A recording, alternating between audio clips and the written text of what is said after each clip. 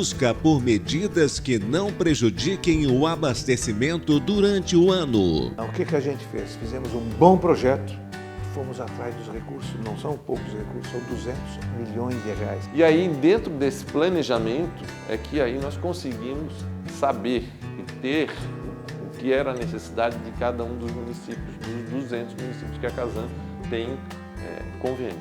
Quem são os grandes usuários de água? São a irrigação, e aqui no sul do país, né, tem bastante presença, tem uma presença grande, a indústria, o setor de saneamento, e esses seriam os 3 grandes usuários de água. Além de estimular o consumo consciente. Não é possível que um apartamento que serve para 6 pessoas fosse alugado como era normalmente para 20, 25 pessoas. Parte que o consumidor entra assim, na questão assim, do uso racional da água, saber que a água ela não é um bem infinito. A dificuldade que a gente tem hoje é os locais para captar essa água. Nós temos que fazer uma transição de um modelo insustentável para um modelo que eu gosto de chamar de uma nova cultura de cuidado com a água. No programa de hoje, crise hídrica e reaproveitamento da água são discutidos em Santa Catarina. O Sustentar está começando agora.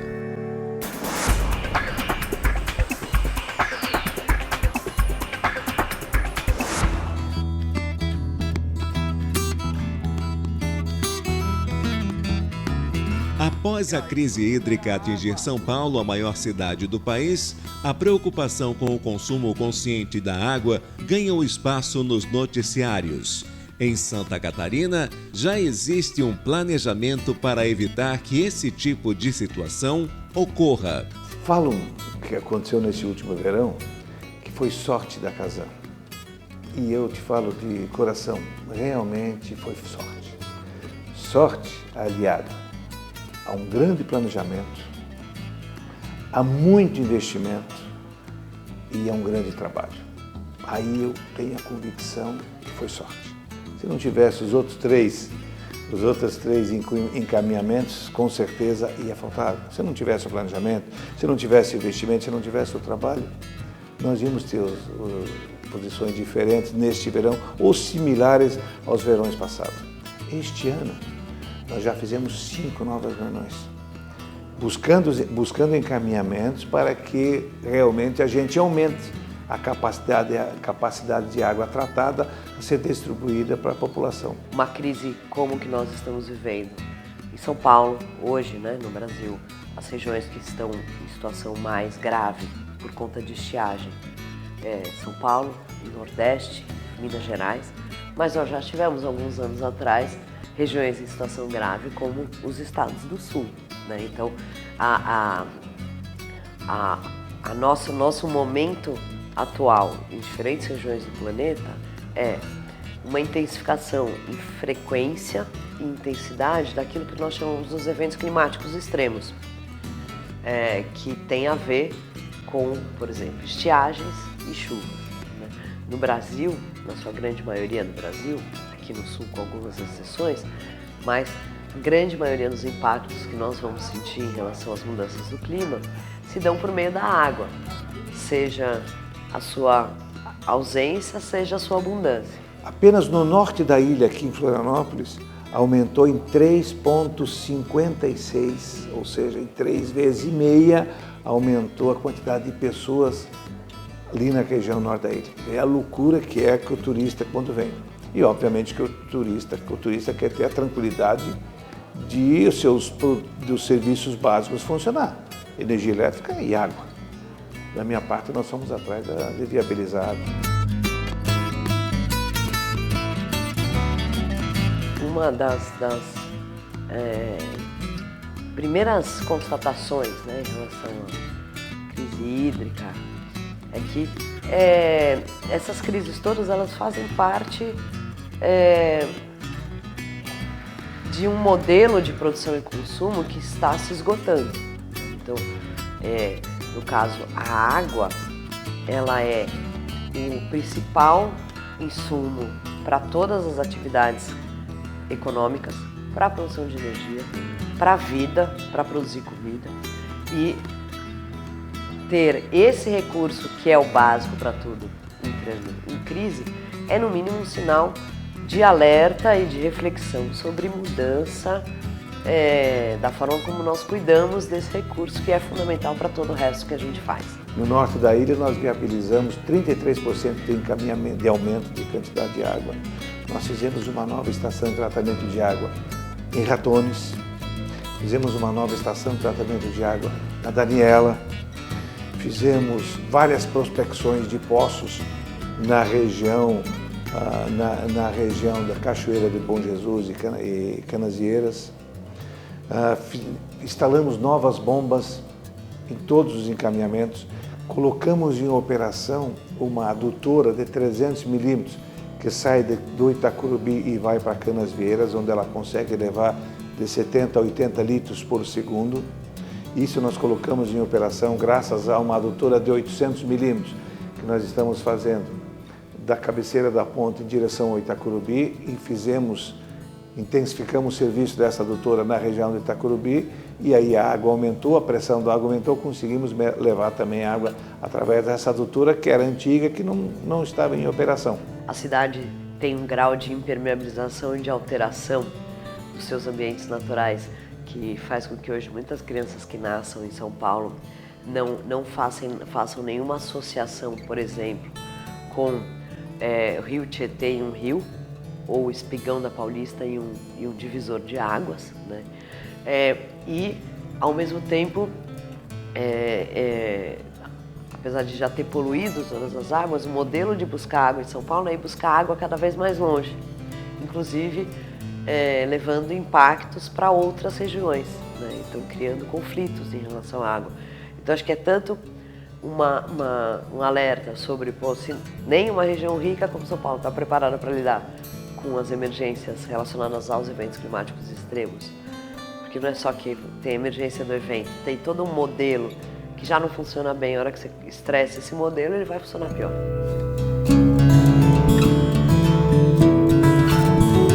Isso aumentou 33% a quantidade de água. Nós demos também a segurança para esta água no norte da ilha. Norte da ilha e Florianópolis como um todo. Nós instalamos 25 novos geradores, ou seja, se faltar energia, que é normal faltar energia nesta época, nós não vamos culpar a Celesc, nós instalamos gerador próprio e colocamos, apesar de não sermos empresa distribuidora de energia, mas nós precisamos dar segurança para o turista e para o morador. Então instalamos 25 novos geradores e deu esse encaminhamento que quando faltou energia, os nossos geradores funcionaram perfeitamente e dessa maneira a gente conseguiu sair bem no norte da ilha. No sul da ilha nós aumentamos, basicamente a gente abastece pela Lagoa do Peri, são 200 litros por segundo que a gente tira da Lagoa do Peri. Será que a gente, todo o resto do país quer ser São Paulo? Será que vale a pena? Né? Então acho que também é uma reflexão sobre, é possível ser de um outro jeito, é possível cuidar das águas, ter uma relação mais harmônica com o ambiente natural, do que passar o concreto em cima de tudo e depois aguentar tanto a enchente quanto a falta d'água. E às vezes o que acontece em São Paulo bastante é ter enchente na rua e falta d'água na torneira.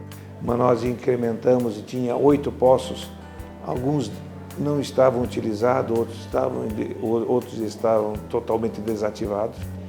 E nós implementamos esses 8 poços e fizemos uma casa de química na região do Campeche e implementamos esses mais 80 litros por segundo, ou seja, 40% a mais da água que nós tínhamos que colocar no sul da ilha, e sul da ilha também funcionou perfeitamente.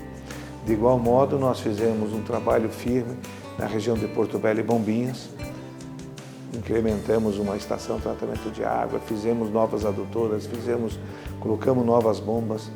De igual modo, fizemos na região de Araquari, no bairro Itinga, que faltava água. Todo verão, nós fizemos uma nova estação de tratamento de água e também neste verão não faltou. além de projetos que contemplem novas demandas, alternativas sustentáveis são debatidas. Estar atento a essas questões é fundamental, cada vez mais. Acho que a primeira atitude, né, que nós podemos tomar na vida quando nós sabemos que nós temos uma crise é ter consciência de que existe uma crise e não ficar empurrando com a barriga. Então, acho que essas várias crises que estão acontecendo no Brasil hoje em relação à água, elas são um alerta, elas são um aprendizado para evitar que elas continuem nesses locais e que elas se espalhem para outros. A questão do esgotamento sanitário é a consciência de onde tem a rede coletora, onde está sendo implantada aquela tubulação, o proprietário deve fazer a sua ligação, deve ter a consciência de que ele fazendo a conexão ao sistema, ele vai estar favorecendo a preservação do meio ambiente e sabendo que aquele esgoto que está sendo coletado não vai mais chegar naquele rio que passa na sua cidade ou lá na praia onde mora. Então você vai ter garantia de vulnerabilidade, você vai ter garantia do meio ambiente, você vai preservar, vai ter condições de voltar a ter o local, ou a praia, ou o rio, em condições de que você possa tirar o sustento, que você possa usufruir ali. E obviamente, se você tem o esgoto tratado, você consegue trazer isso, ter condições de ter uma melhor captação de água, você tem a preservação do meio ambiente, você tem a quantidade de disponibilidade hídrica garantida.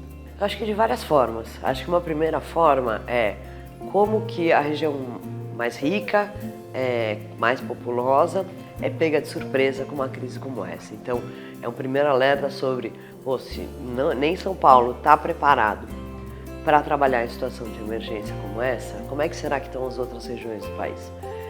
Por um outro lado, também traz um aprendizado que muitas vezes olhar para o modelo de São Paulo e falar, bom, talvez esse não seja um bom modelo, né? Porque se você pegar, por exemplo, a região metropolitana de São Paulo, né? Não tem mais praticamente nenhum rio limpo, né? Todos esses rios foram transformados em despejo de esgoto, poluição.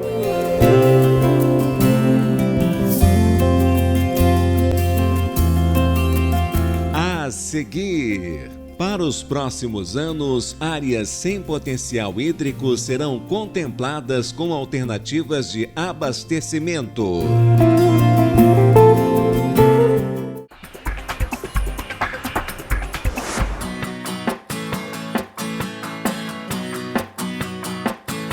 Projetando o aumento de consumo na próxima década, a Casan já mapeou e está executando alternativas para evitar um futuro colapso hídrico em algumas regiões do estado. Se tu me disser qual é o local em Santa Catarina, a cidade em Santa Catarina, que poderá ser igual aconteceu com São Paulo neste verão. Essa crise, não foi só São Paulo, né? Foi São Paulo, foi Rio, foi Minas Gerais e foi Espírito Santo, além dos estados do Norte e Nordeste. Mas esses 4 estados normalmente não aconteciam e foi lamentável tudo o que ocorreu, né? Qual é a cidade catarinense? Vou te dar uma surpresa, a cidade catarinense, que poderá ser São Paulo daqui a 10 ou 15 anos, caso nós a gente não invista, é a cidade de Chapecó. Chapecó não tem rio. Tem 2 riachos, o Lajeado São José, já está no nome, Lajeado São José, e o Lajeado Tigre. São 2 lajeadozinhos, 2 córregos que tem no centro, próximo de Chapecó, e 2 rios, que já são próximo de 60 quilômetros ali. A Casan, ela conseguiu recursos do governo federal para justamente se planejar para essa questão hídrica. Ou seja, na região oeste, que é sabidamente na época de inverno ela sofre com estiagem, e aí nós temos o aquífero Guamarani, mas sabemos que é extremamente dificultoso e dispendioso a perfuração de poços, porque são profundos, chega a quase 1 quilômetro de profundidade para você ter água de qualidade, e aí mesmo assim a vazão disponível em cada poço é pequena. Nós conseguimos, através de um projeto aprovado no Ministério da Integração, para uma adutora com 56 quilômetros que vai captar água no rio Chapecózinho, no município de Bom Jesus do Oeste e distribuir essa água tratada para os municípios de Xaxim, Xanxerê, Chapecó e Cordilheira Alta. Parte que o consumidor entra assim, na questão assim, do uso racional da água, saber que a água ela não é um bem infinito. A dificuldade que a gente tem hoje é os locais para captar essa água. Como falei aqui, o projeto da macrodutora do Rio Chapecózinho, nós vamos buscar água a 56 quilômetros de distância. Aqui na Grande Florianópolis, a água do Rio Pilões ela está a 35 quilômetros de distância. Quer dizer, cada vez mais a gente está tendo que ir mais longe e isso tem um custo. Isso tem uma dificuldade, envolve a questão da preservação ambiental e envolve também o uso racional da água por parte dos consumidores. As pessoas têm que ter consciência de que saber usar a água e aquela água que está disponível na torneira, ela teve um trabalho, ela teve um custo, ela teve uma engenharia para chegar ali potável e estar à disposição. Mas isto é um trabalho constante. Quando é situação de água, nós temos que trabalhar sempre incansavelmente. Este ano, 2015, já fizemos 5 reuniões para que no próximo verão não falte água novamente. Ou seja, são as reuniões, que é o planejamento, e o investimento, e vem o trabalho para que ocorra isso e isso realmente não ocorra. Então, não aconteça a falta d'água. E estamos muito esperançosos que neste próximo verão não falte água. Cobrir essa questão e tratar, e hoje a gente vê que Santa Catarina tem um dos melhores índices de desenvolvimento, tem um IDH alto, mas porém no quesito saneamento nós estamos abaixo tudo. Então com esse investimento nos próximos 3 anos nós vamos conseguir deixar equilibrado e trazer Santa Catarina aí sim para melhorar todos os índices de qualidade que estão aí, que são medidos aí pelos institutos. Bastante responsabilidade.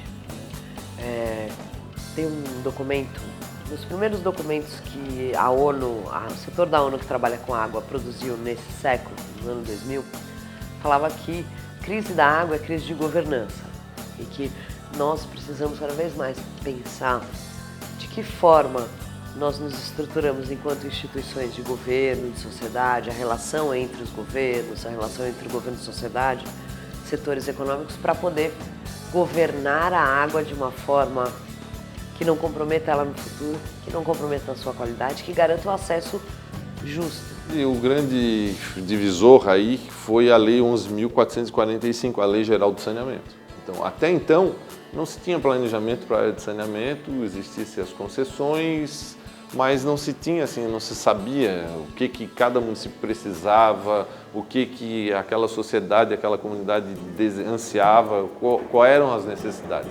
Da Lei do Saneamento de 2007 para frente, foi se exigido que cada município fizesse seu plano municipal de saneamento básico. E o saneamento são 4 pilares, o plano municipal. Abastecimento de água, esgotamento sanitário, drenagem e coleta de resíduos sólidos. A Casan entra, obviamente, no abastecimento de água e esgotamento sanitário. Drenagem e resíduos sólidos é direto do município.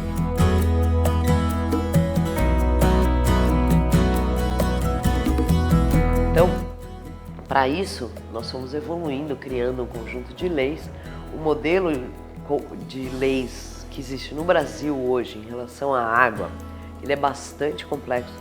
Ele vai envolver a questão relacionada aos recursos hídricos, então, comitês de bacia, outorga, cobrança pelo uso da água, que é um pouco regular. Esse planejamento é que nos permitiu, então, aí, traçar as metas. E essas metas hoje é que estão sendo seguidas para que a gente consiga, em 3 anos, pular de 19% para 45% de cobertura com coleta e tratamento de esgoto e melhorar a oferta de água nas regiões onde a gente tem essa deficiência. Então, nós estamos trabalhando todo esse planejamento macro com investimentos que nunca tiveram na história de Santa Catarina dessa monta. 1 bilhão e 700 milhões é a primeira vez que a gente tem uma quantidade tão grande de recursos disponíveis para se aplicar em saneamento básico no estado.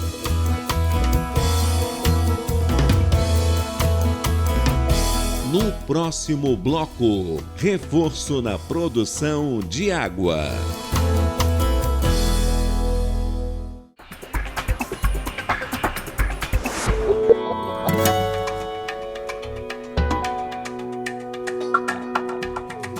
O planejamento desenvolvido no Estado é trabalho em duas plataformas: ampliação da estrutura de abastecimento e o trabalho de conscientização do consumidor. Mas especificamente na conscientização, nós em dezembro, isso também foi planejamento, nós em dezembro fizemos uma reunião no norte da ilha, com todas as imobiliárias do norte da ilha, todas. Reunimos, acho que são 48 imobiliários, chamamos as 48 imobiliárias e conversamos com eles, mostrando para eles a parceria que nós precisávamos. Não é possível que um apartamento que serve para 6 pessoas fosse alugado como era normalmente para 20, 25 pessoas. Aquilo era um amontoado de gente que ficava dentro de um apartamento. Como é que tu resolve? Isso ali dá excesso de energia elétrica, mas também, principalmente, excesso de água. Como é que tu vai se planejar num encaminhamento desse? Então, nós solicitamos, como é feito na Europa, uma fiscalização das imobiliárias que nos ajudasse a alugar um apartamento para 6 pessoas, que alugue para 6 pessoas, não para 20 ou para 25. De que forma os grandes usuários de água usam água? Quem são os grandes usuários de água? São a irrigação, e aqui no sul do país, né, tem bastante presença, tem uma presença grande, a indústria, o setor de saneamento, né, e esses seriam os 3 grandes usuários de água. Depois que o setor de saneamento captou a água, tem um outro modelo de leis que é o de saneamento, que vai definir o município dando a concessão para uma companhia operar o serviço, vai ter que ter uma agência, tem uma série de atores envolvidos, né? Então, existe sim um conjunto de responsabilidades. Essas responsabilidades são compartilhadas, porém não são a mesma, obviamente, que a responsabilidade de uma companhia de saneamento que tem autorização para captar água e retira mais água do que ela deveria é muito maior do que um consumidor que abre a torneira e deixa lá a torneira aberta escovando o dente. Quero te dizer que especificamente sobre a água que tu estás falando, hoje nós estamos investindo, no momento, 80 milhões de reais no sistema de abastecimento de água da Grande Florianópolis. Nós estamos fazendo um novo floco decantador, uma obra de 24 milhões de reais, que deverá ficar concluído até o dia 10 de dezembro. Nós estamos trabalhando para que ficar concluído. Esse floco decantador vai ter condições de aumentar em 50% a quantidade de água tratada a ser distribuída.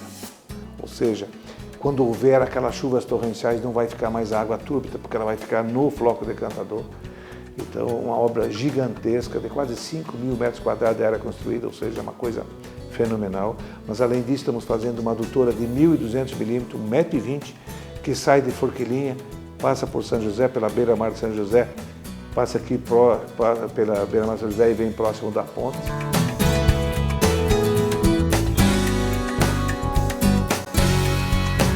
Nós temos que fazer uma transição de um modelo insustentável para um modelo que eu gosto de chamar de uma nova cultura de cuidado com a água. Essa nova cultura de cuidado com a água, ela inclui cuidar das fontes de água, sejam elas na área rural, sejam elas na área urbana.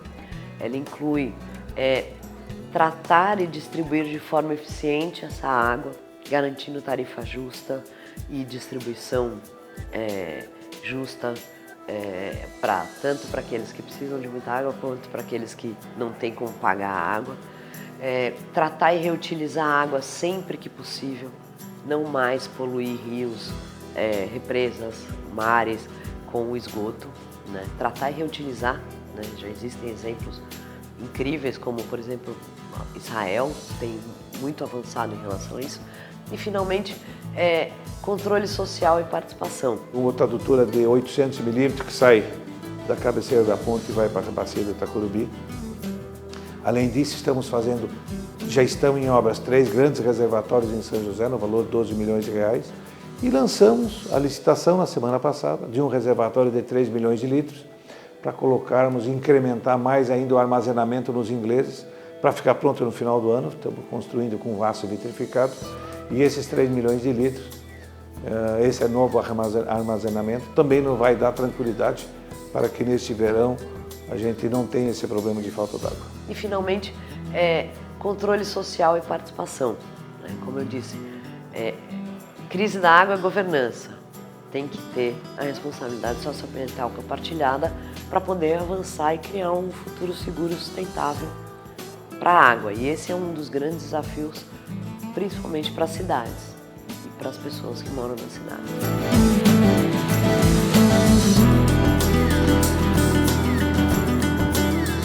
Aqui na nossa região também nós temos os encaminhamentos que estamos fazendo. O norte da ilha, temos que viabilizar alguma coisa. O que nós estamos fazendo vai resolver para os próximos 6, 7 anos esse planejamento e esse trabalho. Mas nós precisamos dar tranquilidade para os próximos 25 anos. Então nós já temos uma obra, o projeto está termina agora no próximo mês, de uma adutora de 700 milímetros, que sai da bacia do Itacurubi, sai ali do Itacurubi, próximo do cemitério do Itacurubi, e vai até o norte da ilha, para levar esta água destas grandes adutoras que nós já estamos fazendo, e graças também ao floco decantador, que vai dar condições de aumentar em 50% a quantidade de água tratada. Portanto, com esta adutora que vai custar isso 61 milhões de reais. O direito à água e saneamento foi reconhecido como um direito humano pela ONU, tem uma série de princípios ligados a isso. Alguns anos atrás, a então relatora da ONU passou por São Paulo e fez um diagnóstico, que é um diagnóstico que eu acho que ele está muito consolidado hoje, de que a crise da água em São Paulo não é resultado da estiagem. A estiagem é digamos, a gota d'água da crise. A crise da água em São Paulo é resultado da combinação de alguns fatores. Primeiro, um modelo de gestão que prioriza buscar água cada vez mais longe em vez de cuidar da água que está na região. A intensa degradação das fontes de água e um problema de escassez por conta da qualidade, né? Por exemplo, não dá para beber água do rio Tietê, né? Um terceiro problema, que é realmente o aumento em frequência e intensidade dos eventos climáticos extremos. A região de Porto Belo e Bombinhas, que nós temos realmente dificuldade porque ali não tem água bruta, nós não conseguimos. Então já estamos fazendo um projeto de levar água bruta do rio Tijucas em direção à nossa estação de tratamento de água, também uma obra de 50 milhões de reais, onde nós vamos levar ali na nossa estação de tratamento de água e aí vamos poder abastecer com tranquilidade os municípios de Porto Belo e Bombinhas para os próximos 25 anos.